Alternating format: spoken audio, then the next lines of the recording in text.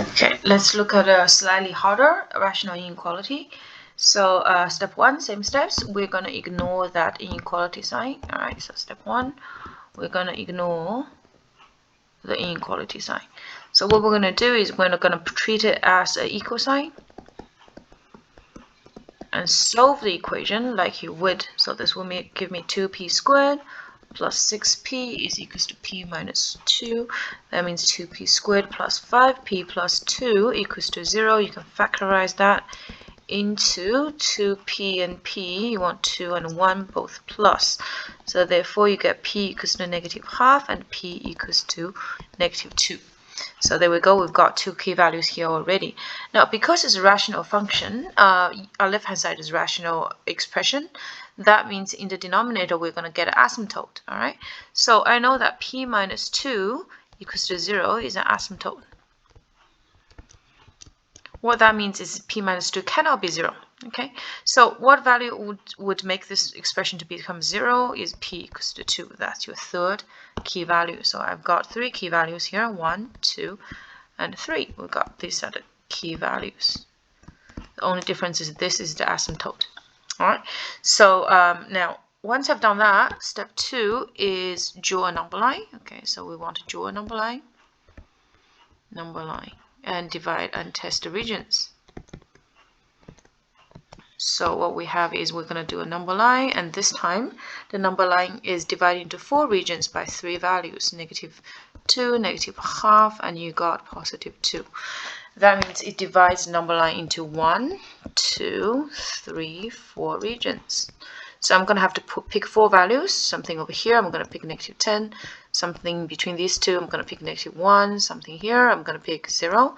And over here, I'm going to pick 10. All right. So in region 1, let's test if x is, so this is p, hey? If p is equals to negative 10, is 2 times by negative 10 times by negative 10 plus 3, which is negative 7, or over negative 10 minus 2, which is negative 12, less or equals to 1? Well, it's pretty obvious if you look on the top. The numerator is going to be a negative times by negative, so it's a positive number. Positive divided by a negative number is going to be a negative, so I know this is absolutely true because the left-hand side here, this has to be a negative number. So I don't even have to do computation, and you should be able to tell that. All right.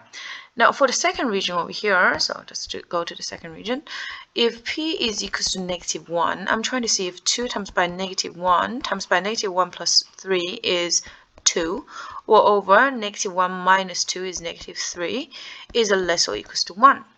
Well, if you look at this, this becomes a, okay, negative number, negative. Okay, so this one you do actually have to figure out. So this one is negative 4 over negative 3 is a less or equals to 1. Well, is 4 over 3 less or equals to 1? Nope, that's not true. So I don't want the second region. I do want this first region, okay? And the third region, let's change to red. The third one, which is I'm testing p equals to 0. I'm trying to see if 2 times by 0 plus 3 or over 0 minus 2 negative 2 is less or equals 0, less or equals to 1. So is 0 less or equals to 1? Absolutely. So I do want this part. And then finally, the last part I'm testing is when p is equals to 10. Okay, same thing. 2 times by 10 is 20. Times by 10 plus 3 is 13. Over 10 minus 8 is 8. Sorry, 10 minus 2 is 8. Is that less or equals to 1? Nope, absolutely not. Okay, so I don't want a fourth region, which means your final answer is on the left-hand side of negative 2, and in between 0, whoops, not 0, in between negative half and 2. Okay, that's the two key values. Be careful not to be confused with the values you picked. All right, now once you've done that, I need to check which of the circles is open and which one is closed.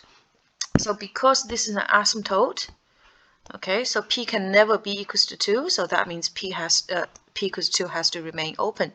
The other ones depends on the inequality sign. The original inequality sign was inclusive, so these two has to be inclusive. All right, so what that means is your final value. What is it? Is I'm going to write it down here a little bit. Hang on. So What is the final value for this? This is when x is less or equals to -2 and x is in between -0.5 and 2. That is the answer to this. Okay, if I can just rewrite that, -0.5